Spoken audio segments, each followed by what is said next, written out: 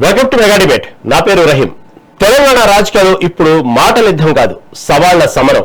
ఒకరు రండి లెక్కలు తేల్చుకుందాం అంటున్నారు, ఇంకొకరు మేం సిద్ధం ఎక్కడికి రావాలో చెప్పండి అంటున్నారు. కానీ చర్చ మొదలయ్యే సమయానికి వేదికలు మారుతున్నాయి, మాటలు మారుతున్నాయి. చివరకు పోలీసుల ఎంట్రీతో అరెస్టులు, తోపులాటలు, హైడ్రామా మాత్రమే కనిపిస్తుంది. రాష్ట్ర అప్పులపై ఒకరు లెక్కలు చెబుతున్నారు, గురుకులాల అవినీతిపై ఇంకొకరు ఆధారాలు చూపిస్తామంటున్నారు. తెలంగాణ భవన్లో కుర్చీలు సిద్ధమయ్యాయి, గన్ పార్క్ లో సవాళ్లు వినిపించాయి. చివరకు చర్చ మాత్రం జరగలేదు. 3 గంటల పాటు రాష్ట్ర రాజకీయాల హై వోల్టేజ్ డ్రామాలు తలపించాయి. అసలు ఈ సవాళ్ల వెనుక చిత్తశుద్ధి ఉందా, లేక ప్రజల దృష్టి మళ్లించే డైవర్షన్ పాలిటిక్సా? కాంగ్రెస్ చెప్తున్న అప్పుల లెక్కలు వాస్తవమేనా? బీఆర్ఎస్ చేస్తున్న అవినీతి ఆరోపణలకు ఆధారాలు ఉన్నాయా? ప్రజలకు నిజాలు చెప్పాలన్న ఉద్దేశమా, లేక రాజకీయ మైలేజ్ కోసమే ఈ హై వోల్టేజ్ ఎపిసోడ్ నడిచిందా? ఈ ప్రశ్నలన్నీ ఇప్పుడు మనం సమాధాన డిబేట్ లో తెలుసుకుందాం. ఇదే అంశం మీద మనం డిబేట్ లోకి వెళ్లే ముందు వాస్తవంగా తెలంగాణ అప్పులపై ఇరు పార్టీలు చేసుకున్నటువంటి సవాళ్ల ప్రతి సవాళ్ళ గురించి ఒక చిన్న మనం వీడియో చూసిన తర్వాత మనం డిబేట్ లో స్టార్ట్ చేద్దాం. ప్యాకేజ్ ప్లే చేయండి.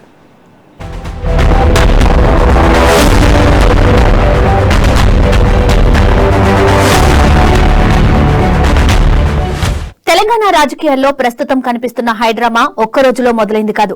దీనికి బీజం వేసింది ముఖ్యమంత్రి రేవంత్ రెడ్డి విసిరిన సవాల్. గత బీఆర్ఎస్ ప్రభుత్వ హయాంలో చేసిన అప్పులు, కాంగ్రెస్ ప్రభుత్వం చేస్తున్న అప్పులపై బహిరంగ చర్చకు రావాలని ప్రతిపక్షానికి సీఎం సవాల్ విసిరారు. ఆ ఛాలెంజ్ ను బీఆర్ఎస్ వర్కింగ్ ప్రెసిడెంట్ కేటీఆర్ వెంటనే స్వీకరించారు. ఎక్కడికి రావాలో చెప్పండి, మేం సిద్ధమంటూ ప్రతి సవాల్ విసిరారు. అయితే సీఎం నుండి ఎలాంటి స్పందన రాకపోవడంతో రంగంలోకి దిగారు మంత్రి జూపల్లి కృష్ణారావు.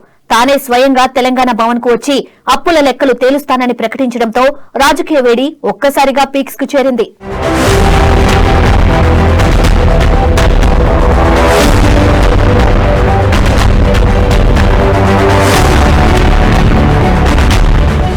మంత్రి జూపల్లి సవాల్ ను సీరియస్ గా తీసుకున్న బీఆర్ఎస్ నేతలు తెలంగాణ భవన్ లో ఆయన కోసం ప్రత్యేకంగా ఒక కుర్చీ ఏర్పాటు చేశారు. మంత్రి జూపల్లి కృష్ణారావు అని పేరు రాసి మరీ ఎదురు చూశారు. కానీ అక్కడే అసలు ట్విస్ట్ చోటు చేసుకుంది. తెలంగాణ భవన్ కు వస్తానన్న జూపల్లి చివరి నిమిషంలో రూటు మార్చి నేరుగా గన్ పార్క్ కు చేరుకున్నారు. అక్కడ మీడియా ముందుకు వచ్చి మరో కొత్త సవాల్ విసిరారు. కేటీఆర్, హరీష్ రావు నాకు పిల్లలతో సమానం, వారితో చర్చ ఏంటి అంటూ వ్యాఖ్యానించిన జూపల్లి దమ్ముంటే కేసీఆర్ఏ గన్ పార్క్ కు రావాలని సవాల్ చేశారు. తాను చెప్పిన అప్పుల లెక్కలు తప్పని నిరూపిస్తే మంత్రి పదవికి, ఎమ్మెల్యే సభ్యత్వానికి రాజీనామా చేస్తానని సంచలన ప్రకటన చేశారు.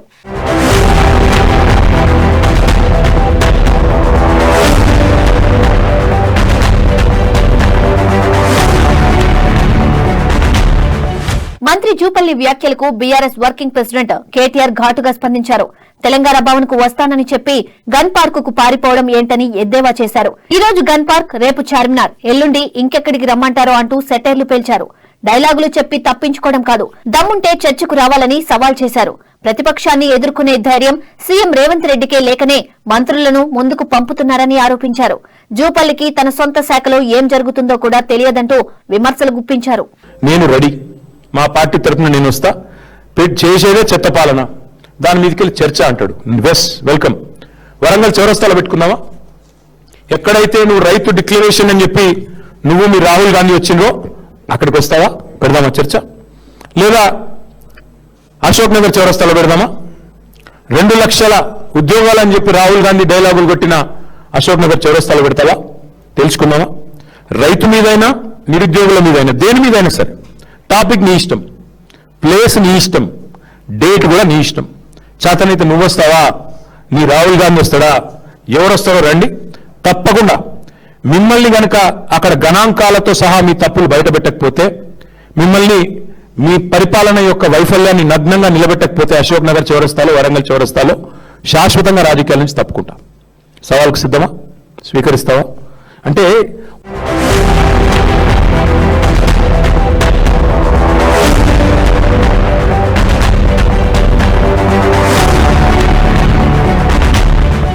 మరోవైపు రాజకీయ సమరం మరింత ముదిరింది. గురుకులాల్లో అవినీతి, రాష్ట్ర అప్పులపై చర్చించేందుకు తాము గన్ పార్క్ వద్దే ఉంటామని, హరీష్ రావు అక్కడికే రావాలని మంత్రులు పొన్నం ప్రభాకర్, అడ్లూరి లక్ష్మణ్, అజారుద్దీన్ సవాల్ విసిరారు. ఈ ఛాలెంజ్ ను మాజీ మంత్రి హరీష్ రావు వెంటనే స్వీకరించారు. కాంగ్రెస్ ప్రభుత్వ అవినీతికి సంబంధించిన ఆధారాలు హైకోర్టు ఉత్తర్వులతో తెలంగాణ భవన్ నుండి గన్ పార్క్ కు బయలుదేరారు. అయితే అప్పటికే భారీగా మోహరించిన పోలీసులు ఆయన వాహనాన్ని అడ్డుకున్నారు. మంత్రులే చర్చకు రమ్మన్నారు. నేనేం గొడవకు రావడం లేదు, మరి నన్నెందుకు ఆపుతున్నారు అంటూ పోలీసులతో వాగ్వాదానికి దిగారు. కారు దిగి కాలినడకన వెళ్లేందుకు ప్రయత్నించగా పోలీసులు అడ్డుకోవడంతో తోపులాట చోటు చేసుకుంది. ఈ క్రమంలో హరీష్ రావు కింద పడిపోవడంతో గన్ పార్క్ ప్రాంతం ఒక్కసారిగా ఉద్రిక్తంగా మారింది. నీకు దమ్ము ఉంటే నువ్వు మాట్లాడిన మాటల మీద నిజాయితీ ఉంటే రా. నువ్వేమన్నావు నిన్న 8 లక్షల కోట్ల అప్పు జరిగిందని రుజువు చేయకపోతే రాజీనామా చేసిపోతా అక్కడనే అన్నావు కదా. రాజీనామా కాగితం తీసుకొని రా జూపల్లి. నువ్వు ఎందుకు ఇవాళ ముఖం చాటేసినావు? ముఖ్యమంత్రి తిట్టిండా? పొట్టికాయలు పడ్డాయా? లెక్కలు సరిపోతాయా? భయమైందా? రాజీనామా చేయవలసిందని ముఖం చాటేసినావు ఆ జూపల్లి. ఇవాళ జూపల్లి కృష్ణారావు ఇవాళ దొరికిపోయింది. అందుకే ఇవాళ ముఖం చాటేసి తెలంగాణ భవన్ కు రాకుండా పరిస్థితి ఉద్రిక్తంగా మారడంతో మాజీ మంత్రి హరీష్ రావుతో పాటు ఆర్ఎస్ ప్రవీణ్ కుమార్, శ్రీనివాస్ గౌడ్లను పోలీసులు అదుపులోకి తీసుకున్నారు. అయితే తమ నేతలను ఎక్కడికి తీసుకెళ్తే అక్కడికే వస్తామంటూ వందలాది వాహనాలతో బీఆర్ఎస్ శ్రేణులు పోలీస్ కాన్వాయ్ ను వెంబడించాయి. దీంతో పోలీసులు వ్యూహం మార్చి ఏ పోలీస్ స్టేషన్ కు తరలిస్తున్నారో వెల్లడించకుండా దాదాపు గంటకు పైగా హైదరాబాద్ నగరంలోని పలు రోడ్లపై కాన్వాయ్ ని తిప్పారు.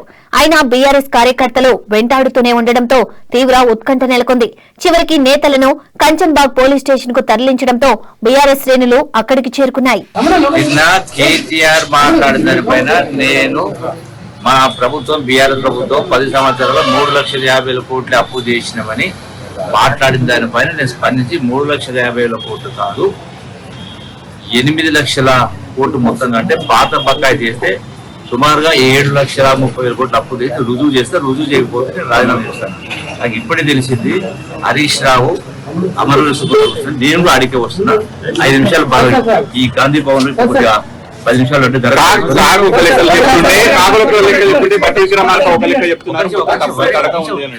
వినండి. హరీష్ రావు ఇప్పుడు అమరవీరుల సుబ్రహ్మణ్యం వస్తుంది తెలిసింది 10 నిమిషాల్లో. నేను గాంధీ భవన్ లో 10 నిమిషాలు దరఖాస్తు తీసుకుంటే నేను కూడా వస్తా. హరీష్ రావు, కేటీఆర్, కేసీఆర్ అందరూ అడిగిరా?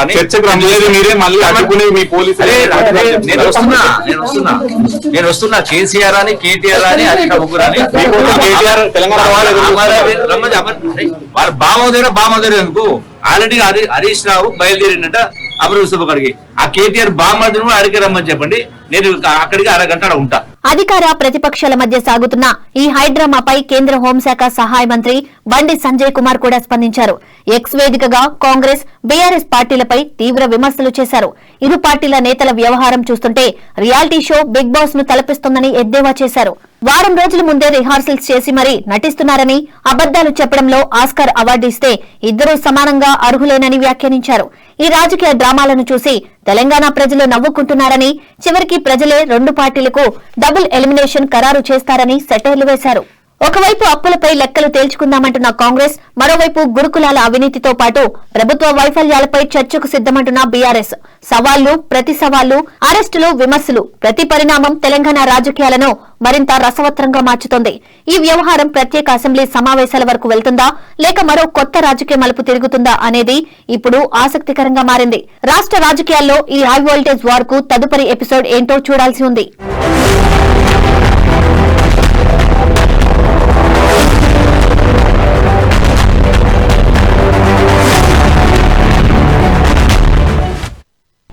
రైట్, అది ఇది అంశంపై మనతో పాటు డిస్కస్ చేయడానికి సిద్ధంగా ఉన్నారు బీఆర్ఎస్ నాయకులు గర్రెపల్లి సతీష్ గారు, అదేవిధంగా కాంగ్రెస్ నాయకులు రాహుల్ గారు మనతో పాటు సిద్ధంగా ఉన్నారు.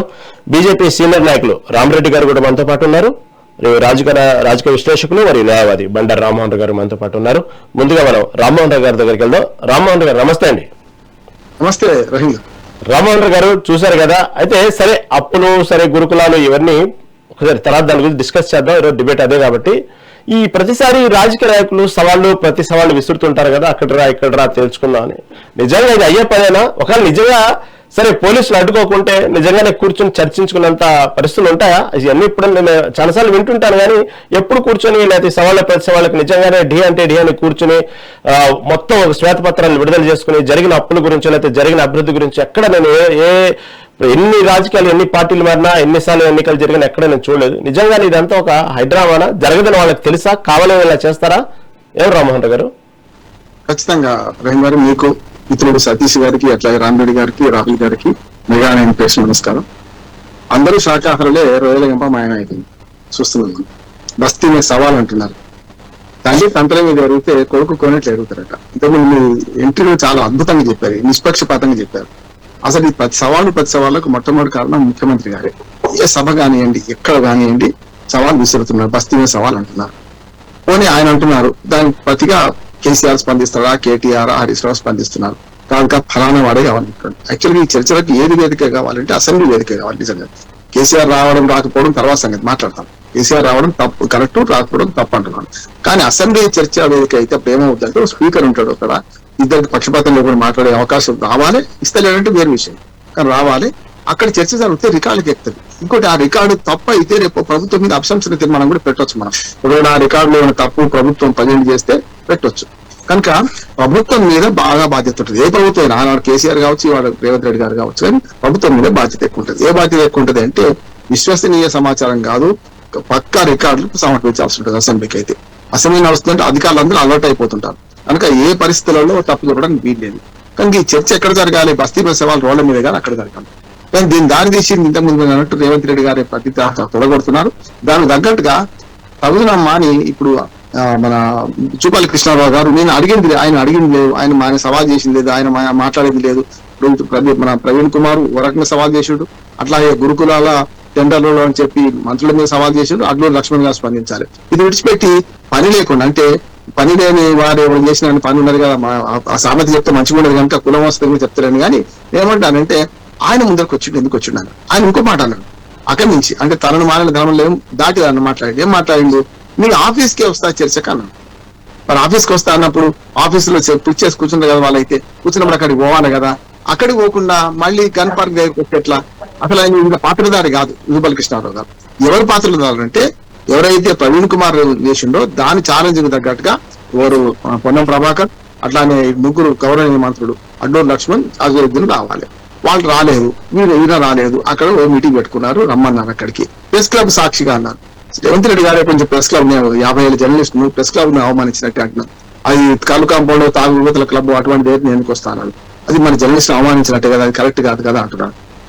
చాలా ప్రెస్ క్లబ్ లో ఏం జరుగుతుంది చూస్తున్నాం, మనం కాదంటలేను. కానీ కొన్ని బహిరంగంగా చెప్పొద్దు, ఒక ముఖ్యమంత్రి బాధ్యతగా ఉన్నప్పుడు కొన్ని చెప్పొద్దు అంటున్నాను. రెండోది ఏంటంటే వీడు ఒక మాట చెప్తాను రహీం గారు, అప్పుల విషయంలో 2 లెక్కలు చెప్తుంది గవర్నమెంట్, 2 లెక్కలు చెప్తుంది మొదటి నుంచి కూడా. మొన్న రఘునందన్ రావు గారు పార్లమెంట్ సాక్షిగా ఒక ప్రశ్న అడిగాడు. ఆ ప్రశ్నకు సమాధానం కరెక్ట్ చెప్పింది. రిజర్వ్ బ్యాంక్ కూడా క్లియర్ గా ఆ 10 ఏళ్ల అప్పు ఎంత చేసినో లెక్క చెప్పింది కదా. దానికన్నా మించిన రికార్డ్ అయితే ఏముండదు కదా. వాళ్ళు ఏమన్నారు, అప్పులలో 3 రకాల అప్పులు ఉంటాయి.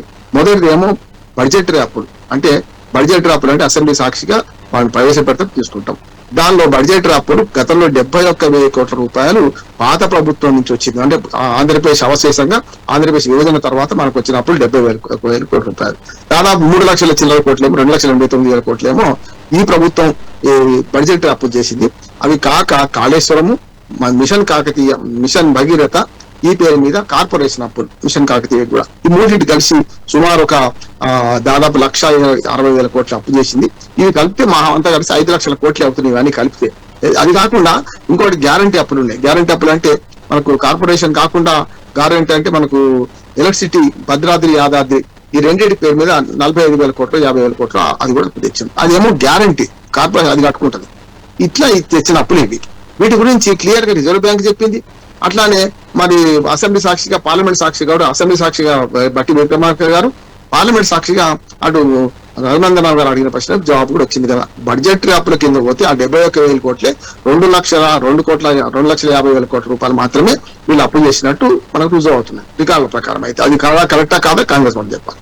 కానీ ఆనాటి నుంచి ఈనాడు దాకా ముఖ్యమంత్రి కాకముందు రేవంత్ రెడ్డి గారు మన పిసిసి అధ్యక్షుడు ఉన్నప్పుడు 7,800,000 కోట్ల లక్షల కోట్ల అప్పు చేసింటూ ఈ లక్షల కోట్ల అప్పుడు ఎక్కడ చేస్తారు, ఎట్లా చేస్తారని చెప్పి అన్నారు.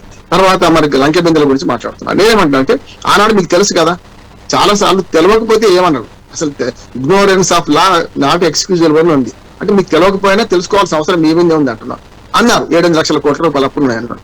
ఇప్పుడు చెప్పే లెక్కలలో ముఖ్యమంత్రి గారు ఓ లెక్క చెప్తున్నారు, అట్లాగే ఆర్థిక మంత్రి, రాష్ట్ర ఆర్థిక మంత్రి ఓ లెక్క చెప్తాడు, కేంద్ర ఆర్థిక మంత్రి ఓ లెక్క చెప్తారు.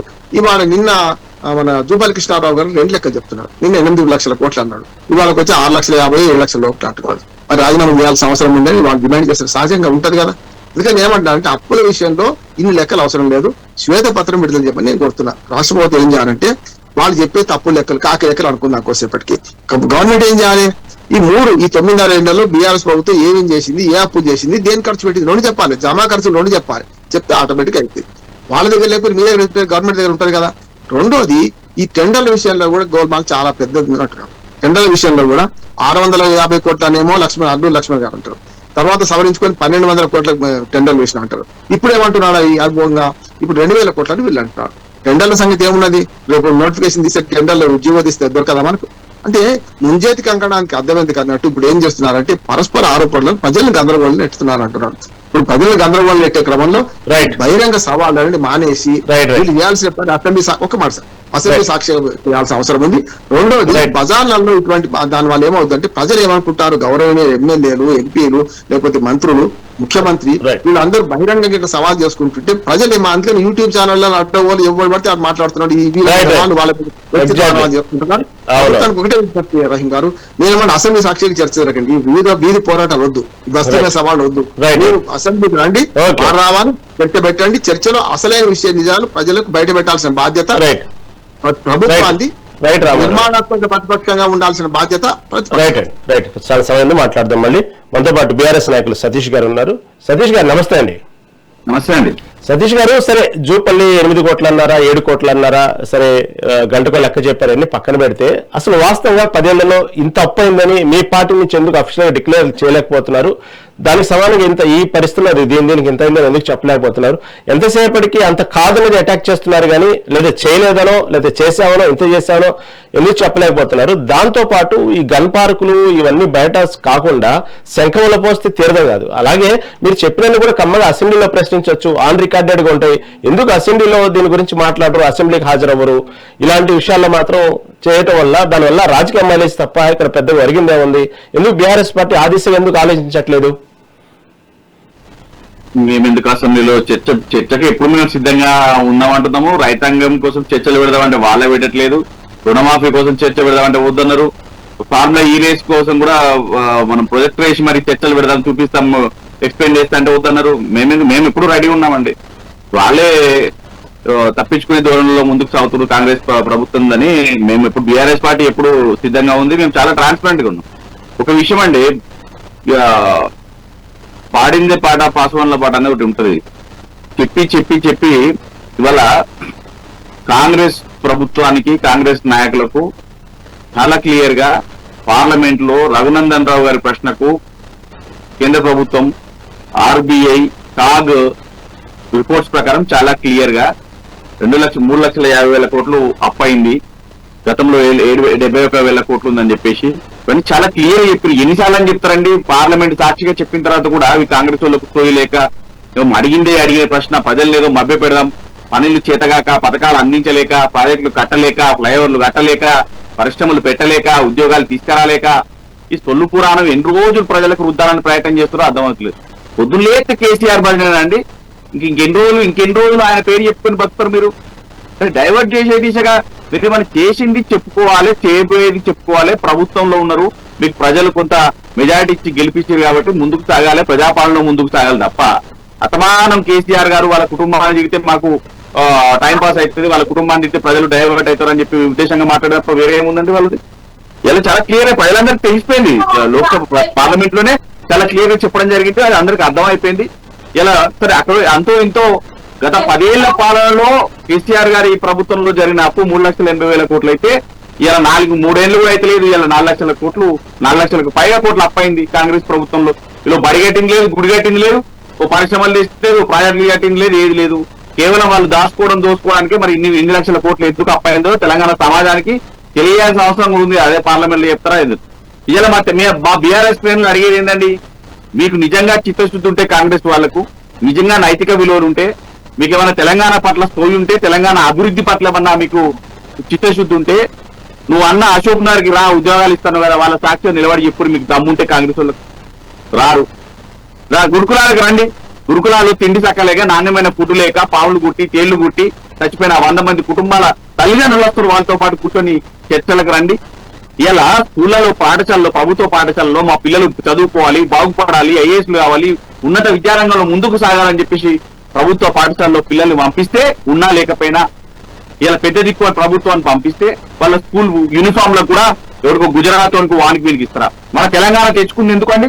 మన తెలంగాణ రాష్ట్రం తెచ్చుకుందే మన ప్రాంతం వాళ్ళకు ఉద్యోగాలు రావాలి, మన ప్రాంతం వాళ్ళకు అవకాశాలు రావాలని. ఇలా చేనేత కార్మికులు వెయిట్ చేస్తా ఉన్నారు. చేనేత కార్మికులకు 3 సంఘాలకు ఇచ్చిన ప్రాజెక్టులు రద్దు చేసి ఎవరికో గుజరాత్ కు కమిషన్ల కోసం అమ్ముకుంటున్నారు. అంటే పిల్లల భవిష్యత్తును కమిషన్ల కోసం అమ్ముకునే పరిస్థితులు మీరు ఉన్నారా? పిల్లల భవిష్యత్తు కదండి. ఇలా వాళ్ళకు యూనిఫామ్ లేదు, ఓ ప్లేట్లు లేవు, ఓ గ్లాసులు లేవు, కప్పుకోవడానికి ఓ చెద్దరు లేదు, ఓ ట్రంక్ బాక్స్ లేదు, ఇలా ఇట్లా షూ లేదు, ఓ టై లేదు, ఏది లేదు. అని నిర్దాక్షణ్యంగా రోడ్డు మీద పడేసినట్టు సరే చదవని లేకపోతే లేదు, వాళ్ళతో మనకేంది, మనకైతే పైసలు కావాలి, కమిషన్లు కావాలన్న ఉద్దేశంతో ఇప్పటికే గురుకులాల్లో పిల్లలకు నాణ్యమైన ఫుడ్ పెట్టలేక కోడిగుడ్లకు కూడా పైసలు లేని పరిస్థితిలో ఇలా మీ కాంగ్రెస్ ప్రభుత్వం ఉంది. ఏం చేస్తా ఉన్నారండి? మీ ఇళ్ల పిల్లలకు అట్లే పెడుతున్నారు భోజనం, మీ ఇళ్ల పిల్లలకు అట్లే పడుకోబెడుతున్నారు కింద.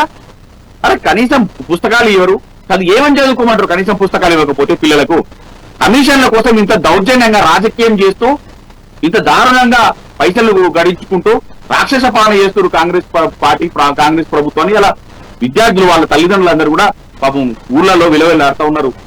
ఎంత తిప్పు అంత అధ్వానమైన తిట్టుడు తిరుగుతున్నారు కాంగ్రెస్ పార్టీ నాయకులు. ఇలా జూపల్లి కృష్ణ ఎవరన్నారండి? పిలువని పేరంటారని పోయి పండుగలు కొట్టుకున్నాడు గిట్లు. నిన్న ఓర్విల్సిరయ్య జూపల్లి కృష్ణారావు గారు నేను పిలువని ఇష్టం ఏదో అంటూ తెలంగాణ భవన్కి వస్తా అండి. తెలంగాణ భవన్కి వచ్చే స్టోరీ మీకుందా? తెలంగాణ భవన్కి వచ్చే ధైర్యం మీకుందా? తెలంగాణ భవన్కి వచ్చి మాట్లాడేంత నిజాయితీ మీకుందా? అంత క్లారిటీ మీకుందా? అంత నాలెడ్జ్ మీకుందా? ఇంత లేదు. తెలంగాణ భవన్ తెలంగాణ భవన్ వస్తా ఒకసారి అంటాడు, గన్ పార్క్ అని ఒకసారి అంటాడు. మనం గన్ పార్క్ పోతే లేదు అసెంబ్లీకి అంటారు, మనం అసెంబ్లీకి పోతే లేదు మీద అశోక్ నగర్ అంటారు. ఇట్లా వీళ్ళు తప్పించుకునే దూరంలో ముందుకు సాగడం. కానీ అరే మీ ప్రజాపాలన చూసే ముందుకు సాగండి నాయన అని చెప్పేసి ఎంత మాట్లాడినప్పుడు ఇంకొక విషయం రహీం గారు ఒక విషయం చెప్తా.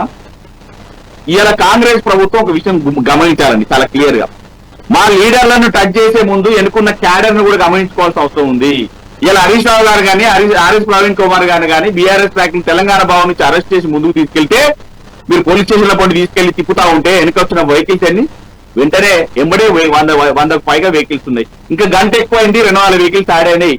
ఇంకా గంట ఎక్కువ అయితే 6 గంటల వరకు 5,000 మంది 10,000 మంది వచ్చే అవకాశం ఉంది అని ఆ క్యాడర్ ని చూసి భయపడి హరీష్ రావు గారిని 6 గంటలకు తీసుకొచ్చి వదిలిపెట్టిన పరిస్థితి చూస్తాం. అంటే మీరు గమనించాలి ఎంత పెద్ద ఎత్తున సపోర్ట్ ఉంది మా బీఆర్ఎస్ పార్టీకి, ఎంత పెద్ద ఎత్తున బీఆర్ఎస్ పార్టీ క్యాడర్ తరలి వస్తుంది, మీకు బుద్ధి చెప్తుంది అనే విషయం ఒకసారి మాత్రం మీ కాంగ్రెస్ ప్రభుత్వం దృష్టిలో పెట్టుకొని మెదలాలని చెప్తాం.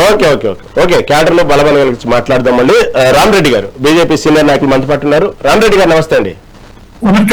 రామరెడ్డి గారు బండి సంజయ్ గారు చెప్పినట్టు ఇంతకీ బిగ్ బాస్ లో విన్నర్ ఎవరు? ఈ రోజు బిగ్ బాస్ లో ఎవరు విన్నర్ కాలేదా? అసలు ఏం జరిగింది? మొత్తం డ్రామా అంటున్నారు. వారం ముందు రిహార్సల్స్ చేశారు, డ్రామా అయితే చాలా చక్కగా పండింది అంటున్నారు. నిజంగా ఇది డ్రామానా బిగ్ బాస్ అనుకోవాలా? ఏమంటారు రామరెడ్డి గారు?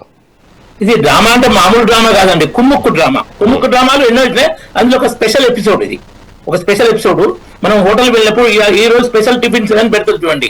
వీళ్ళ కుమ్ముక్కు సీరియల్స్ లో ఇది ఒక స్పెషల్ ఎపిసోడ్. ఈ ఇద్దరు కలిసి డ్రామా పాటిస్తారు. మేము ప్రజల కోసమని పైసా ప్రయోజనం లేదండి వీటితో ప్రజలకు. ప్రజా సమస్యలు చర్చకు రావద్దని కాంగ్రెస్ డ్రామా చేస్తుంటే సై అని బీఆర్ఎస్ పార్టీ అంటుంది. ఇది తెలంగాణ రాష్ట్ర ప్రజలు చేసుకున్న దౌర్భాగ్యమా? వీళ్ళు అధికారంలో ప్రతిపక్షంలో ఉండే ఉంటారు. మరి ఇదే డ్రామాలు జాతీయ స్థాయిలో నడుస్తున్నాయా? అక్కడ ప్రతిపక్షాలు అడగమను, ఆరోపణ చేయమను, రిటర్న్ లో సమాధానం వస్తాయి. మేము ఏం చేసినాం, ఏం చేస్తున్నాం అనేది లిఖిత పూర్వక సమాధానం వస్తాయి. ఈయన ప్రభుత్వం లిఖిత పూర్వక సమాధానం ఇవ్వదు, లిఖిత పూర్వక క్వశ్చన్ ఇవ్వదు, ఆ ప్రతిపక్షం లిఖిత పూర్వక సమాధానం ఇవ్వదు. బీఆర్ఎస్ పార్టీ కూడా పార్టీ లెటర్ మీద మేము చేసిన అప్పులు ఇవి, మేము వెళ్ళేటప్పుడు ఇన్ని అప్పులు ఇవ్వచ్చు, ఇవ్వరు, ఇస్తే డ్రామాలు ఉన్నాయి. సో ఇద్దరు కుమ్ముక్కు డ్రామాల్లో స్పెషల్ ఎపిసోడ్ ఇది. నెక్స్ట్ కూడా ఇంకా ఇలాంటి ఎపిసోడ్ చాలా వస్తాయి. ఇప్పుడు ఏంటంటే జిహెచ్ఎంసీ ఎన్నికలు దగ్గర ఉన్నట్టు అని మన ఏ రోడ్ల సిటీలో తిరుగుతుంటే అన్ని గలీలు రిపేర్ చాలా జరుగుతుంది రోడ్లకు జిహెచ్ఎంసీల కోసం. దానికోసం ఇప్పుడు బీఆర్ఎస్ ఏంటంటే చాలా కింది స్థాయిలో ఉంది. ఏది మన జిహెచ్ఎంసీలో మన లోక్సభ ఎన్నికల్లో, అసెంబ్లీ ఎన్నికల్లో అన్ని సీట్లు కలిస్తే లోక్సభ ఎన్నికల్లో బొక్కబోట పడ్డది జిహెచ్ఎంసీ ఏరియాలో. కాబట్టి దాన్ని లేపాలి, బీజేపీ మెయిన్ పెట్టిన కానీ కాంగ్రెస్ ప్లాన్ వేస్తే ఎస్ మాకు మీరు హ్యాండ్ ఇవ్వండి, మీ హ్యాండ్ పట్టుకొని నేను పైకి వేస్తామని టీఆర్ఎస్ డ్రామా. ఈ డ్రామా అంతే, అంతకు మించి ఏం లేదు. ప్రజలు అసహించుకుంటారు. ఎంతకాలం అసెంబ్లీలో కూడా ఇవే డ్రామాలు. అసెంబ్లీలో కూడా చర్చలు జరపట్లేదు.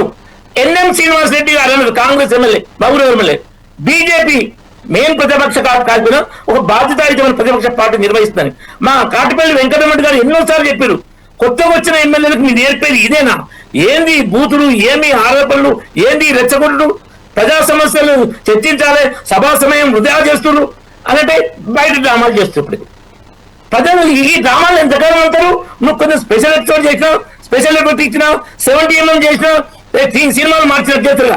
అట్లా చేయడంలో లాభం లేదు. రిటర్న్ లో గవర్నమెంట్ కు ప్రత్యేక బాధ్యత ఉంటుంది.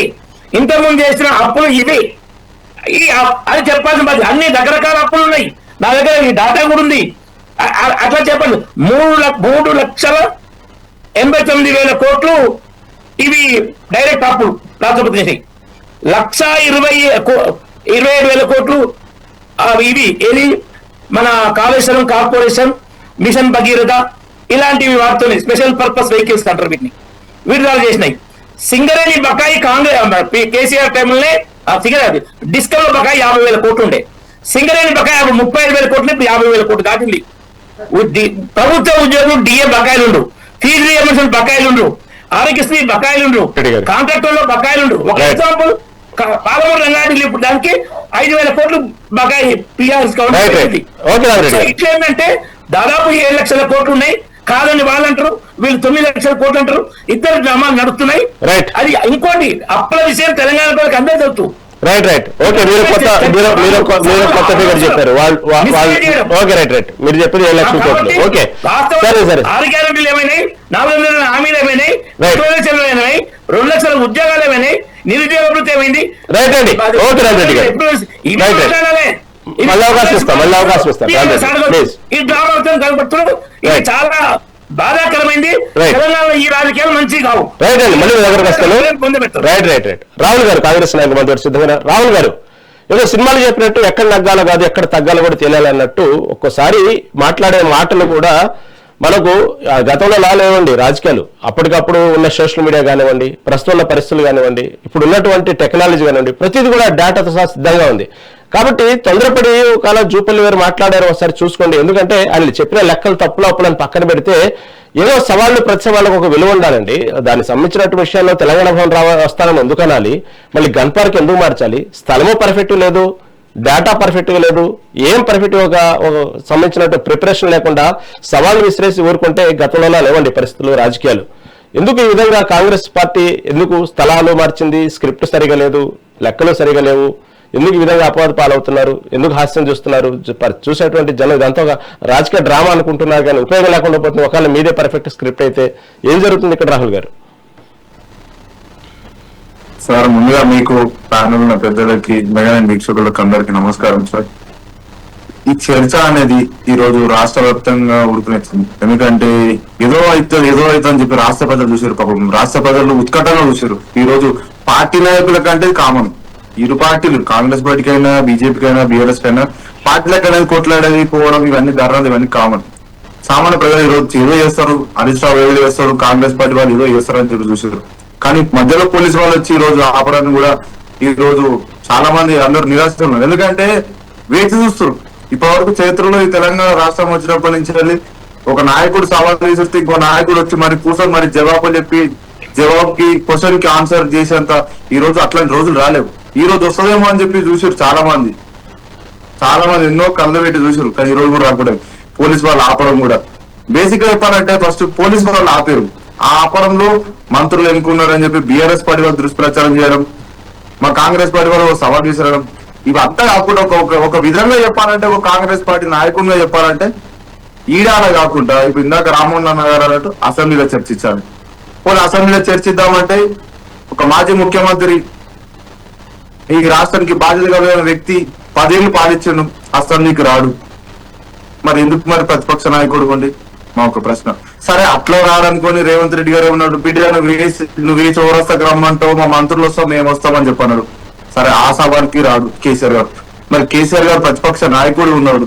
రేపు మళ్ళీ ఒకసారి ఆయన అధికారంగా రావాలి తాపత్రం పడుతుండ్రు. సరే వారి హోదా, వారు ముఖ్యమంత్రి కావాలని చెప్పనుకుంటారు, వారి ఇష్టం. జనాల నుండి కొట్లాడుతున్నారు. ఆ కొట్లాడలేదు ఒక ముఖ్యమంత్రికి ఇంకొక మాజీ ముఖ్యమంత్రికి సవాల్ విసిరారు కానీ విసిరినప్పుడు సమాధానం చెప్పాలి. ఒక మాజీ ముఖ్యమంత్రి ఉన్నప్పుడు. ఆయన ఎన్నడూ రేవంత్ రెడ్డి గారు సవాల్ విసిరితే రేవంత్ రెడ్డి గారు ఈ రోజు పిసిసి ప్రెసిడెంట్ గా లేరు, ఒక మంత్రిగా లేరు, ఒక నార్మల్ ఒక కార్యకర్త కాదు కదా సార్. ఈ రాష్ట్రానికి ముఖ్యమంత్రి 4 కోట్ల జనాల మీద ఈ రోజు ముఖ్యమంత్రి ఉండి మరి ఒక మాజీ ముఖ్యమంత్రికి సవాల్ విసిరిండు. ఇప్పుడే కాదు, ఈ రోజే విషయం అని అంటలేదు నేను. ప్రతిసారి చూసినా ఏ సభ మీద పోయినా కానీ రేవంత్ రెడ్డి గారు సవాల్ విసురుతాడు. ఎందుకంటే కేసీఆర్ నోరు విప్పుతాడా అని చెప్పి ఎన్నడు విప్పాడు. ఇందాక మొన్నబడి ఏమన్నాడు, ఒక ఎగ్జాంపుల్ కూడా చెప్పాను. అరుంధతి సినిమా చూసినా పశుపతి బంధించినట్టు ఫామ్ హౌస్ లో బంధించినట్టు అట్లే ఉంటాడు. ఇక నువ్వు ఏ రోడ్ మీదకి రావా, నువ్వు అసెంబ్లీకి రావా, ఏడికి రావా, ఒక అటెండెన్స్ లేదా, నీకేం లేదా, నేను గజ్వేల్ ప్రజలకు ఏమి చెప్తావు సమాధానం, నేను గజ్వేల్ ప్రజలు గెలిపించుకోరు కదా, నేను 3వ సారి కూడా గెలిపించుకోరు కదా అని చెప్పాను. దానికి దేనికి సమాధానం ఉండదు. సరే ఈ రోజు మా మంత్రులు గెలిపించి మరి ఈ రోజు సవాల్ రేవంత్ రెడ్డి గారు చేశారు. సరే ఆ సవాల్కి బీఆర్ఎస్ పార్టీ వాళ్ళు ఒక దగ్గర ఇంటి నుంచి వస్తున్నాం తెలంగాణ భవన్ కి అని చెప్పి హరీష్ రావు ఫోన్ లైవ్ పెట్టుకొని వాళ్ళు వచ్చిరా అని చెప్పి ఇలా వచ్చేది ఉంటే ఆయన సవాల్ మేము విసిరినప్పుడు హరీష్ రావు గారు వచ్చి కూర్చోవాలి కదా. సరే మా నాయకులు తెలంగాణ భవన్ పోమన్నారు. సరే పోలీసులు అడ్డం పడ్డారు. ఆ నాయకులని హరీష్ రావు ఆపుతారు, ఇక్కడ మామూలు ఆపుతారు. సరే మధ్యలో ఇంకొక బహిరంగ చర్చ పెట్టకపోయారు. మేము బీఆర్ఎస్ పార్టీ వాళ్ళని అంటారు. కేటీఆర్ అంటాడు ప్రెస్ మీట్ లో వచ్చి ఇంకెక్కడ దాకానైనా సరే ఇవాళ ఊకోము ఇవాళ వస్తాము మేము మీరు ఎక్కడ దాకానైనా చర్చిస్తామని చెప్పారు. సార్ ఈ చర్చ అనేది ఈ 7-6 రోజులనే పెట్టుడు కాదు సార్. 4 కోట్ల జనాలు చూస్తారు. అదే ప్రజలను సభలు పెట్టుకుంటాం కదా మనం. ఈ రోజు ఏ పార్టీ సభ అయినా పెట్టుకుంటాం కదా, భారీ బహిరంగ సభలు పెడతాం. అట్లాంటి భారీ బహిరంగ సభలు పెట్టారు. ఎందుకంటే కేసీఆర్ ఒక అసెంబ్లీకి వచ్చి చర్చించాడు. ఒక ముఖ్యమంత్రి మాజీ ముఖ్యమంత్రి సమాధానం ఇయ్యారు. సరే అట్లా కాకుండా ఒక భారీ బహిరంగ సభ పెట్టారని నా ఒక ఐడియా సార్. ఎందుకంటే భారీ బహిరంగ సభ పెడతారన్న కేసీఆర్ అని వస్తాడేమో అప్పుడు తెలియాలి కదా. కేసీఆర్ ఏం చేస్తుండో, మేము 2 ఏళ్ళలో ఏం చేసినాం, 10 ఏళ్ళు వాళ్ళు బీఆర్ఎస్ పార్టీ వాళ్ళు ఏం చేశారు, 4 కోట్ల జనాలు చూస్తారు, వచ్చిన లక్షలాది మంది జనాలు చూస్తారు. అన్ని పార్టీ ప్రజాప్రతినిధులు ఉంటారు, బీజేపీ ఉంటారు, బీఆర్ఎస్ ఉంటారు, కాంగ్రెస్ వాళ్ళు ఉంటారు, అందరూ ఉంటారు. అప్పుడు తెలుస్తుంది ఆడ. కాకపోతే అంత కొంచెం చిట్టెలంతా, ఎందుకంటే బీజేపీ వాళ్ళు కూడా వాళ్ళకి కొంచెం స్థానం ఇచ్చి వాళ్ళకు ఒక 4 కుర్చీలు వేసి బయటగా మాట్లాడుతారు కదా బిగ్ బాస్ అని చెప్పి. వాళ్ళకి బీజేపీ వాళ్ళకు కొంచెం స్థానం ఇచ్చినాం అనుకో, వాళ్ళు ఏం మాట్లాడుతారో చూద్దాం. ఇలా కూడా ఆయన బిగ్ బాస్ గోడ మీద పిల్లలు లెక్క చూస్తారు. ఇక హరీష్ రావు కొట్టుకుంటారా, ఇక రేవంత్ రెడ్డి కొట్టుకుంటారా, ఏం చేసుకుంటారా అని చెప్పి అసలు బండి సంజయ్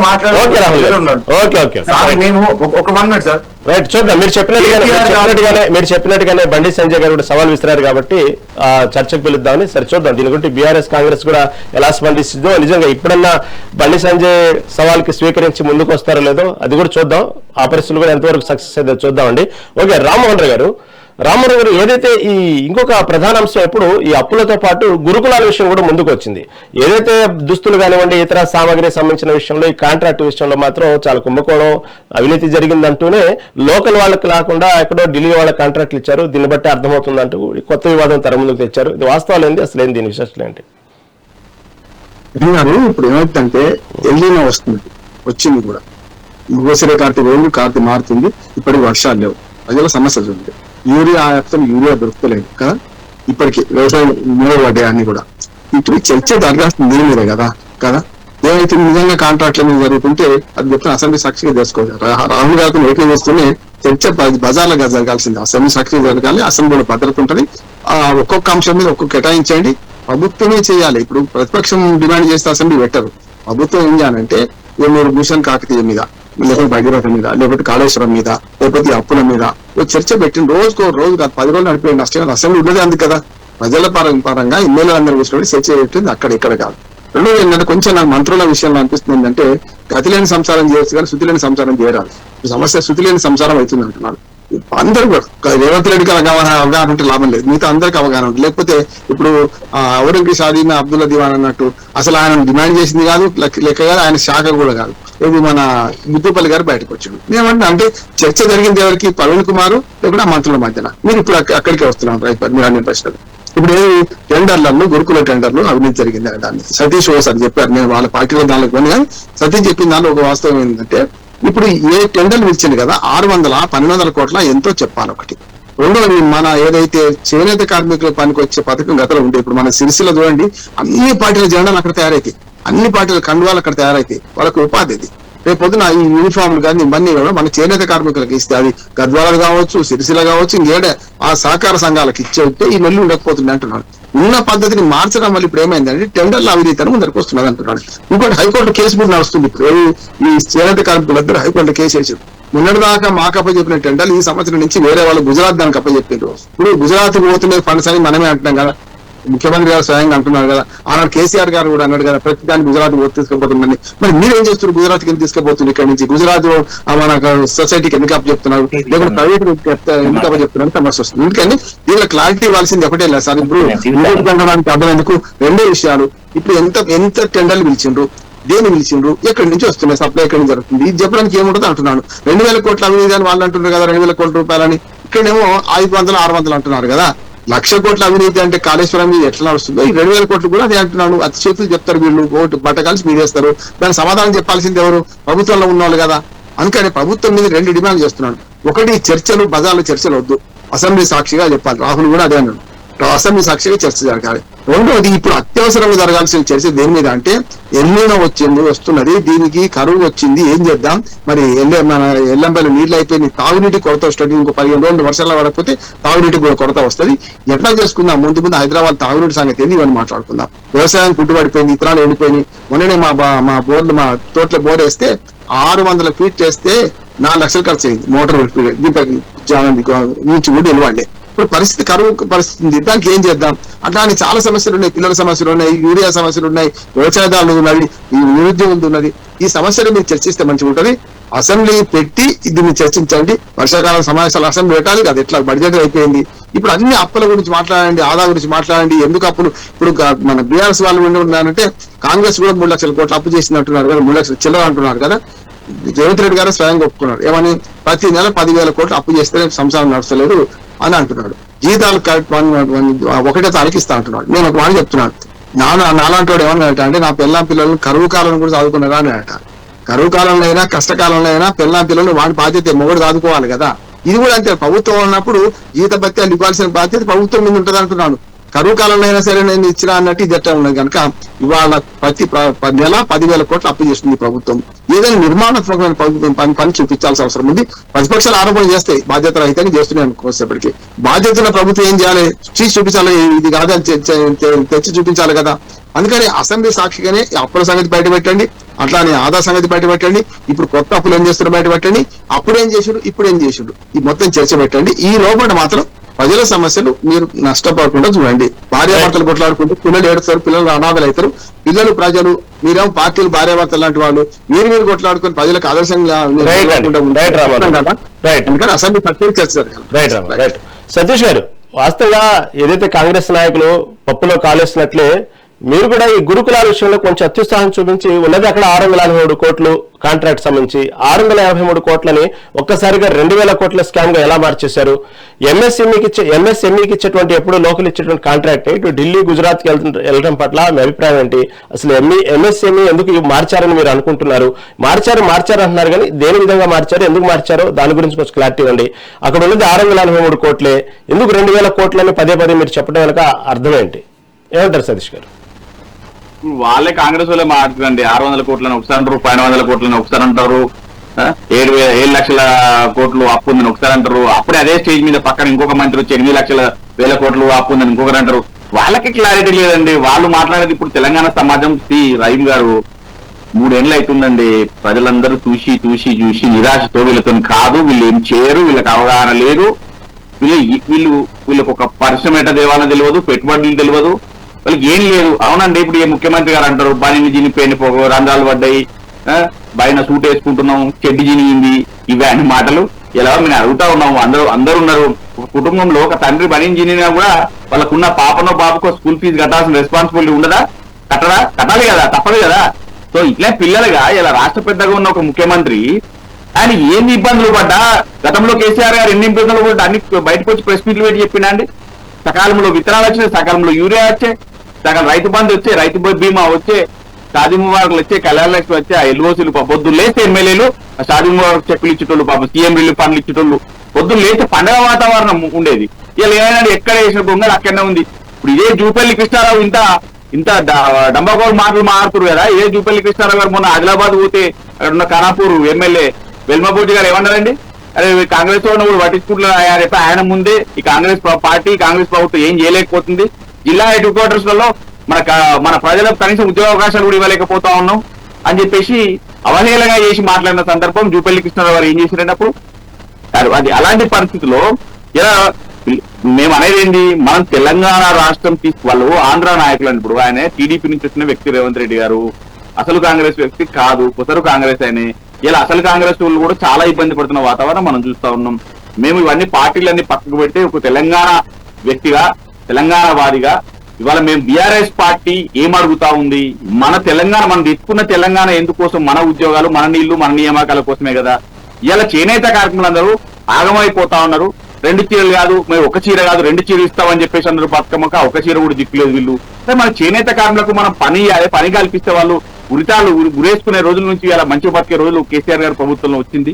వాళ్ళని కొనసాగించాలి, వాళ్ళకు ఉరేసుకునే పరిస్థితి రావద్దు అని చెప్పేసి కొంత పని వాళ్ళకు అప్పచెప్తే కొంత ఇప్పుడు ఈ యూనిఫామ్ సంబంధించి గురుకులాలు కానీ మైనారిటీ ఎస్సీ ఎస్టీ బీసీ పాఠశాల ఉన్న పిల్లలకు ప్రభుత్వ పాఠశాల పిల్లలకు యూనిఫామ్లు కానీ వాళ్ళ చెద్దర్లు కానీ అవన్నీ కానీ వాళ్ళకు ఆర్డర్స్ ఇస్తే వాళ్ళకు కొంత బతుకుదేరు ముందుకు సాగలుగుతారు, వాళ్ళ కుటుంబాలు కూడా వెలుగులోకి వస్తాయనే ఒక ఉద్దేశంతో చేసిన వ్యవస్థ అప్పుడు కేసీఆర్ గవర్నమెంట్ లో. ఇవాళ ఏం చేస్తుంటారు రేవంత్ రెడ్డి గారు, ఎవ్వరు బతకద్దు, మేము కాంగ్రెస్ నాయకులు కాంగ్రెస్ మంత్రులు కాంగ్రెస్ ముఖ్యమంత్రులే బతకాలి తప్ప ఎవ్వరు బతకద్దు అనే ఉద్దేశంతో ఇలా పక్క గుజరాత్ కి ఇస్తే దానికి అర్థమైందండి.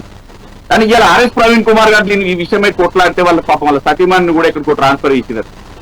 ఇట్లాంటి వ్యవస్థలో ఇప్పుడు మేము ఏమడుగుతా ఉన్నాం, ప్రజలందరూ ఏమడుగుతా ఉన్నారు, ఎవరు నాయన వద్దురా ఆయన కాంగ్రెస్ పాలన అని చెప్పేసి మొత్తుకున్నాం. కానీ మీ కల్లిబోలి మాటలు విని కొంత మార్పు వస్తుందేమో, కొంత మీరు ఏమైనా చేస్తారేమో అని చెప్పేసి 1.8% తో మిమ్మల్ని గెలిపిస్తే ఇలా నిరుద్యోగులు రోడ్డు మీద వదిలిపెట్టారు. మన ఆశా వర్గాలకు జీతాలు పెంచలేదు, వృద్ధాప్య పెన్షన్లు పెంచలేదు, 2000 ఇస్తాను ఇయ్యలేదు, తులం బంగారం చాలా తక్కువ. ప్లీజ్ రామిరెడ్డి గారు మీ పార్టీ స్టాండ్ ఏంటి? ఏదైతే గురుకులాల్లో జరిగిన అవినీతి గురించి కాంట్రాక్ట్ గురించి వాస్తవంగా గుజరాత్ కు ఢిల్లీకు తరలిపోవడానికి అసలే మొన్న బీజేపీతో సత్సంబంధాలు బాగా ఉన్నాయి రేవంత్ రెడ్డికి అని కొందరు, లేదు రేవంత్ రెడ్డి బీజేపీ పార్టీలోకి వెళ్తారు తర్వాత అని కొందరు చేసిన కామెంట్లు కానివ్వండి, పక్క స్వయంగా నరేంద్ర మోదీ మెచ్చుకున్న సందర్భాలు చూసాం. ఇవన్నీ చూస్తా ఉంటే ఢిల్లీకి గుజరాత్ ఎందుకు పారిపోయింది కాంట్రాక్ట్, లోకల్ గా ఉన్న ఎంఎస్సీ మీకు ఎందుకు ఇవ్వలేదు? నిజంగానే మిగతా బీఆర్ఎస్ పార్టీ ప్రతిపక్షాలు ఆరోపిస్తున్నట్టు దాంట్లో 2000 కోట్ల అవినీతి జరిగిందా? అసలే మీ పార్టీ స్టాండ్ ఏంటి గురుకులాలకు సంబంధించిన విషయంలో? గురుకులాలకు సంబంధించి అవినీతి జరిగిందని అనుమానాలు ఉన్నాయి. మనకు పూర్తి ఇన్ఫర్మేషన్ లేనప్పుడు ఇంత జరిగింది, ఇది తప్పకుండా జరిగింది అనకూడదు. అనుమానాలు అయితే ఉన్నాయి, దాని మీద క్లారిటీ ఇవ్వాల్సిన ప్రభుత్వ బాధ్యత. దానికి 2000 కోట్లు జరిగింది, 5000 కోట్లు జరిగింది, ఇట్లా లూజ్ గా బీజేపీ మాట్లాడదు. అది గురుకులాల విషయం. తర్వాత ఏంటంటే ఈ రేవంత్ రెడ్డి మాటల్లో నిలకడతనం లేదు. నన్ను కోసిన రూపాయి రాదు, నన్ను చెప్పులు దొంగలాగా చూస్తారు అని కొద్దిగా మాట్లాడు. అందరంత పోటీలు, మెస్సీతో ఆటలు, మనతోటి అని చెప్పి Davos going, Telangana rising, future city, ఈ మాటలు మళ్ళీ వేరే ఉంటాయి. మళ్ళీ తిట్ల పురాణాలకు వస్తే ఇక ఆయన పండబెట్టి తొక్కుతా, పేగులు తీసి మెల్లేసుకుంటా, నీ సంగతి తెలుస్తాను, బయట ఎట్లా తిరుగుతావు. ఈ నిలకడలేని ఒక సీఎం హోదాలో మాట్లాడే మాటలు కావు, ఇవి తప్పు, ఈ పద్ధతి కాదు. తర్వాత ప్రతిపక్ష నాయకుడు కేసీఆర్, ఆయన ఏంటంటే ఆయన సీఎం గా ఉన్నప్పుడు సెక్రటరీ రాలే, ప్రతిపక్ష నాయకులు ఉంటే అసెంబ్లీకి రావట్లేదు. పోనీ జీతం తీసుకుంటలే అంటే ఫుల్ తీసుకుంటూ జీతం. అదే ఓ సామెత ఏంటంటే మురుగుడు మునుపటిలాగే భోజనాలు ఎప్పటిలాగైనా ఉంటుంది తెలంగాణ సామెత. పని మాత్రం శూన్యం, జీతం మాత్రం ఫుల్. మళ్ళీ ప్రజలు హరికోసం తీసుకున్నారు, ఆయన రాడు. ఆయన ప్రతిపక్ష నాయకుని హోదా నిర్వహిస్తలేడు. కనీసం ఎమ్మెల్యేగా కూడా ఆ కాన్స్టిట్యూషన్ తిరగలేదు. పార్టీ అంటే చెప్పాలి వేరే, అది కూడా అది వేరే విషయం, పార్టీ విషయం, మనం దానికి వద్దు. కానీ ప్రతిపక్ష హోదా లేదు, హోదా పని లేదు, ఎమ్మెల్యే కూడా చేయట్లేదు. తెలంగాణ పేరు మేము ఎందుకు వేయాలి బీఆర్ఎస్ కు ఓట్లు అంటాడు. సో కాంగ్రెస్ పని అట్లా ఉంది, బీఆర్ఎస్ తీరు ఇట్లా ఉంది. అందుకే వీటిని డైవర్ట్ చేయడం కోసం ఈ కుమ్మక్కు డ్రామాలు, నేను ఛాలెంజ్ అంటే నేను ఛాలెంజ్, నువ్వెంతాలు, వీటితోనే ప్రయోజనం శూన్యమండి. బీజేపీ ఇటువంటి డ్రామాలు చేయదు. అందుకే అందుకే మన బిగ్ బాస్ షో కన్నా ఓవర్ చేస్తున్నారని, ఇది ఆస్కార్ కన్నా లెవెల్ కన్నా ఎక్కువ అవార్డు, వేరే అవార్డులు పెట్టాలని అట్లా చేస్తున్నారు. నటన కాదు, వీళ్ళు జీవిస్తున్నారు. సో ఈ పదాలు వీళ్ళు చేసిన కదా, టీవీ సీరియల్లో స్పెషల్ లాగా చేస్తున్నారు. ఇది పద్ధతి కాదు. అధికార పార్టీ మార్చుకోవాలి. బీఆర్ఎస్ ప్రభుత్వం ఎన్నప్పులైనా రిటర్న్ శ్వేతపత్రం, రామ్మోహన్ రావు గారు శ్వేతపత్రం రిలీజ్ చేయాలి. అది చేయకపోతే బీఆర్ఎస్ పార్టీ లెటర్ మీద మేము చేసిన అప్పులు ఎన్ని అని ప్రజల ముందు పెట్టాలి. ఈ రోజు చేయట్లేదు, తప్పిది. ఈ డ్రామాలు మానుకోవాలి. తెలంగాణ ప్రజలు ఇట్లా మిస్గైడ్ చేయొద్దని బీజేపీ కోరుతున్నాను. ముఖ్యమంత్రి గారు ఈరోజు కేటీఆర్ ఇదే విషయంలో ప్రస్తావిస్తూ ఒక మాటకున్నారు. అసలు ఆయన శాఖలోనే వచ్చే జీవన గురించి ఆయనకి తెలీదు. తర్వాత ఇంకొక విషయం కూడా ప్రస్తావించారు. ఏదైతే భూమి మీరుల విషయంలో ఎవరు ఐఏఎస్ రిజ్వీ ఆయన ఎందుకు వీఆర్ఎస్కి వెళ్ళారు అంటూ కూడా ఇంకొక వ్యాఖ్యానించడం జరిగింది. అసలు ఏంది ఆ రిజ్వీ ఎందుకు భూమి మీరులు ఏంది వీఆర్ఎస్కి ఎందుకు వెళ్ళారు? తర్వాత అసలు దానికి సంబంధించిన శాఖలు వచ్చే జీవనం కూడా మంత్రికి తెలియనంతగా జరుగుతుందా కాంగ్రెస్ ప్రభుత్వంలో? ఏమంటారు? రామ్మోహన్ రావు గారు. రైట్ రైట్ ఏం లేదు అంటే ఇంతకుముందు చెప్పాను కదా రహీం గారు, నువ్వు గతిలేని సంసారం చేయొచ్చు స్థితిలేని సంసారం చేయరాదు అంటుంది. నేనన్నమాట కాదు. రాజగోపాల్ రెడ్డి గారు ఏమన్నారు నాకు మొన్న, అంతా ఎవరిది నడుస్తుంది తెలిసి కోటరీ నడుస్తుంది ఎవరికి తెలుస్తుంది. ఇప్పుడు యువకులైన రాహుల్ లాంటి వాళ్ళకు తెలుస్తలేదు. పెద్ద సీనియర్ నాయకులు కోమటిరెడ్డి రాజగోపాల్ రెడ్డి ఆయనకు కూడా తెలుసు. ఆయన బహిరంగంగా చెప్పిండు కదా ఏం జరుగుతుంది అనేది. కొందరు మాత్రం నిన్న మొన్న వచ్చిన వాళ్ళు సూట్ కేసులు మోసిన వాళ్ళే ప్రభుత్వం ఉన్నారు, అసలు మాకు ఏమీ తెలుస్తలేదు ఎమ్మెల్యేగా అని మొన్న యాదాద్రి మన ఫస్ట్ బోర్డు వేసింది కదా, ఆ సగం నాకే తెలియదు అన్నాడు ఆయన కాదా. అందుకని ఈ ప్రభుత్వంలో ఏం జరుగుతుంది తెలుస్తుందంటే ఒక రేవంత్ రెడ్డి గారికి ఆయన ఉన్న చుట్టూ కోటరీకి తెలుస్తుందని అందరికి జగమైన సత్యం. దానికి ప్రధానంగా కేటీఆర్ అన్నది కాదు కానీ జూపల్లి కృష్ణారావుకి ఏం సంబంధం లేకుండా ఆయన వచ్చి ఇన్వాల్వ్ అయిన అనవసరంగా ఫెయిల్ అయ్యిండు. ఇప్పుడు కాంగ్రెస్ కార్యకర్తలకు ముఖం లేకుండా చేసిండు. అక్కడి వాళ్ళ ఆఫీస్ పోతా అని ఛాలెంజ్ చేస్తారు. ఎవరైనా చేస్తున్న అసెంబ్లీకి రా ఛాంబర్కి రా అని వాళ్ళని పిలవాలి మంత్రిగా, కానీ ఈ నెల కరెక్ట్ కాదు కదా. ఇంకో మాట ఏంటంటే వీళ్ళందరూ ఇదివరకు కలిసే ఉండాలి కదా. జూపల్లి కృష్ణారావు ఎక్కడి నుంచి వచ్చాడు? అదే పాటించి రాలేదా? ఆయన మంత్రికి చేయలేదా? ఇలా తుమ్మల నాగేశ్వరరావు గారు మన ఇప్పుడు అసలు కాంగ్రెస్ కార్యకర్తలు లాగం చేస్తారు కానీ తుమ్మల నాగేశ్వరరావు గారి నుంచి మొదలు పెడితే 6 మంత్రులు గతంలో బీఆర్ఎస్ ప్రభుత్వం పనిచేసిన వాళ్ళు కదా. ఈ 6 ముచ్చట ఎట్లుంటది? అప్పుడు అక్కడ అందరం ఎక్కిండ్రు, అక్కడ చేసిండ్రు. ఇప్పుడు వాళ్ళదే రాజ్యం, అప్పుడు వాళ్ళదే రాజ్యం. పొంగులేటి శ్రీనివాసరెడ్డి కానీ వీళ్ళందరూ కాదా. ఒక్క నికాల్సిన కార్యకర్త అంటే మనకు మన బట్టి విక్రమార్క గారి నుంచి మొదలు పెడితే ఉన్నారు కాదంటలేదు నేను. వీళ్ళందరూ ఫిరాయింపుదారులే కదా. కొండా సురేఖ గారి నుంచి మొదలు అందరూ ఫిరాయింపుదారులే కదా, అటు నుంచి ఇటు వచ్చినలే కదా. అందుకని నేను ఏమంటున్నా సార్ మన రహీం గారు, ఇప్పుడు ఇవన్నీ వద్దిగా నేను ఒకటే అంటున్నాను ఏంటంటే ఏ కుంభకోణం వీళ్ళు ఆరోపిస్తున్నారు కాదని వాళ్ళు నిరూపించాలి. అట్లాగే వాళ్ళు అవినీతి పనులు అంటున్నారు కదా. 5 కేసులు వేసింది ఇప్పటిదాకా. 5 ఇట్లలో ఒక్క రిజల్ట్ అని తీసుకొచ్చిండ్రా. గొర్రెల కుంభకోణంలో 2 డాక్టర్లు అరెస్ట్ చేసిండ్రు. అట్లానే ఇంతవరకు టెలిఫోన్ ట్యాపింగ్ నడుస్తూనే ఉన్నది. లోకూర్ కమిటీ రిపోర్ట్ తెచ్చి విద్యుత్ దాని మీద 1.5 year అయింది, దాని గురించి చర్య లేదు. అట్లాగే కాళేశ్వరం మీద ఓ రిపోర్ట్ ఇచ్చారు, సిబిఐకి అప్పని చెప్పారు. సిబిఐ ఎందుకు తీసుకుంటేదో మనకు రామరెడ్డి గారిని చెప్పాలి. సిబిఐకి ఎట్లా పంపారో వాళ్ళ రాహుల్ గారు రాహుల్ గారు అడుగుతారంట మిమ్మల్ని. రాహుల్ గారు వాడు చెప్తారే వాడు చెప్తారు, నన్ను అడుగుడు కానీ వాడు చెప్తారేమో సార్. రాహుల్ గారు ఒకసారి మాట్లాడే రాహుల్ గారిని అవకాశం. ఒక నిమిషం. రాహుల్ గారు ఇందాక సతీష్ టైం లేదు, సమయం లేదు, అందుకే నుంచి ఇందాక సతీష్ గారు ఏమన్నారు, రేవంత్ రెడ్డి గారు అసలు మొత్తం ఆయన నాలెడ్జీ లేదు, పరిపాలిస్తుండ్రు ఆయన అని చెప్పి అన్నారు కదా సార్. ఇందాక టీడీపీ నుంచి బ్యాక్గ్రౌండ్ నుంచి వచ్చిన ఆయన టీడీపీ వ్యక్తి కదా అని చెప్పాను. నేను అదే సతీష్ గారికి నేను గుర్తు చేద్దామని చెప్పి నేను రేజ్ చేస్తున్నాను. సతీష్ గారి పాపం కేసీఆర్ గారు బయోగ్రఫీ తెలియనట్టుంది, చరిత్ర తెలియనట్టుంది. కేసీఆర్ పుట్టిందే యూత్ కాంగ్రెస్ నుంచి పుట్టిండు. ఆయన గురువుగా ఈ రోజు టీడీపీ నుంచి రాజకీయంగా భిక్ష పెట్టింది కాంగ్రెస్ పార్టీ. కానీ ఆయన రాజకీయాల్లో టికెట్ వచ్చింది టీడీపీ నుంచి సిద్దిపేట 1983. సతీష్ గారు మీకు ఈ చరిత్ర తెలియకపోతే తెలుసుకోమని చెప్పి సతీష్ గారికి నేను ఒకటి తెలియజేస్తున్నాను. దానికి నేను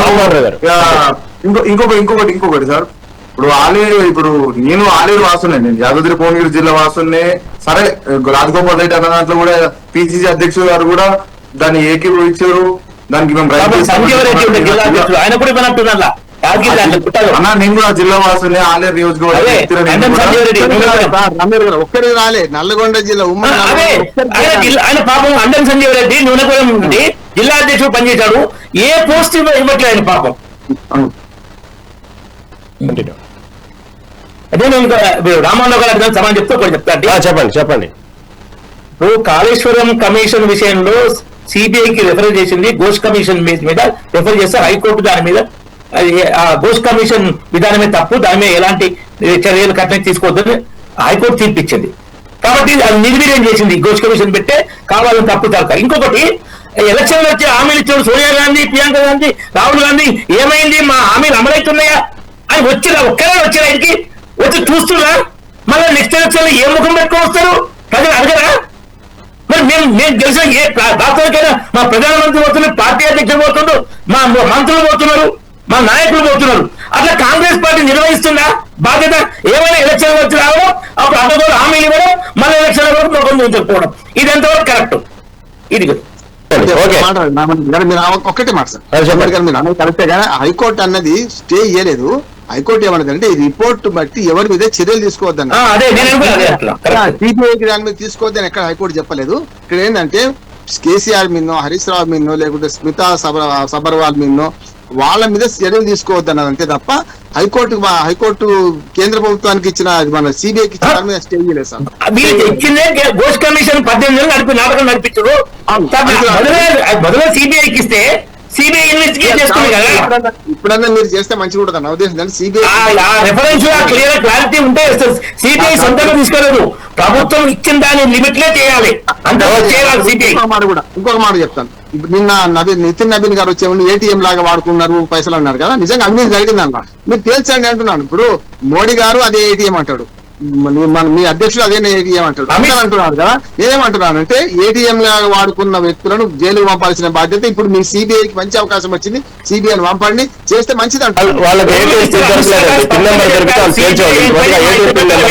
వచ్చిన బీజేపీ వాళ్ళందరూ ప్రస్తావిస్తున్నారు కానీ ఆ ఏటీఎం ఎందుకు చెప్పట్లా, అమౌంట్ ఎందుకు చెప్పట్లేదు. సరే ఓకేనండి, చర్చలో పాల్గొన్నందుకు గరేపల్లి సతీష్ గారికి, అదేవిధంగా రాహుల్ గారికి, రామరెడ్డి గారికి, బండారు రామ్మోహన్ రావు గారికి ధన్యవాదాలు తెలియజేసుకుంటూ, ఇది ఏదైనా తెలంగాణ రాజకీయాల్లో ఇప్పుడు ఈ రోజు మొత్తం సవాళ్లు ప్రతి సవాళ్ల మధ్య నడిచింది. ఎప్పుడో గతంలో జరిగిన అప్పుల గురించి, ప్రస్తుత గురుకులాల గురించి ఈ సవాళ్లు ప్రతి సవాళ్ళు తప్ప ప్రజలకు ఒరిగిందేం లేదు. ఎక్కడెక్కడ చర్చ జరగలేదు.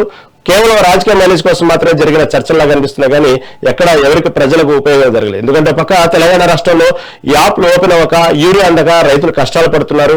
ఓ పక్క నిరుద్యోగులు ఉద్యోగ నోటిఫికేషన్ కష్టాలు పడుతూ ఉంటే గతంలో జరిగిన అప్పుల గురించి ఇంత హంగామా చేస్తూ రాష్ట్ర యొక్క పరిస్థితులు మొత్తాన్ని డైవర్ట్ చేస్తూ రాష్ట్ర రాజకీయాలు డైవర్ట్ చేసే పాలిటిక్స్ మాత్రమే నడుస్తున్నాయి. కాబట్టి ఈ విధంగా పరిస్థితులను బట్టి ప్రస్తుతం ఉన్నటువంటి రైతుల సమస్యల మీద ఒకసారి దృష్టి సారించాలని మెగా నైన్ టీవీ తరఫున కోరుకుంటూ ఇది నాటి మెగా డిబేట్. చూస్తున్నానండి మెగా నైన్ టీవీ.